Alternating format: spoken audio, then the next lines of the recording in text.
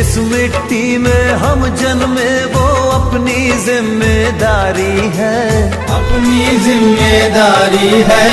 UP अपनी माँ है, माँ की हम पर कर्जेदारी है, हम पर कर्जेदारी है, हम पर कर्जेदारी है।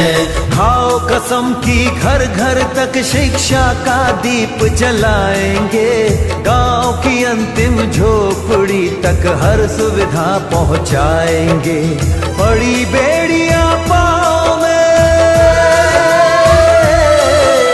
बड़ी बेड़ियां पाँव में जितनी यूपी के सब खोल रहा हूँ। राहें नए विकास की अब रात और दिन मैं खोल रहा हूँ। अखिलेश यादव बोल रहा हूँ, अखिलेश यादव बोल रहा हूँ, अखिलेश यादव बोल रहा हूँ।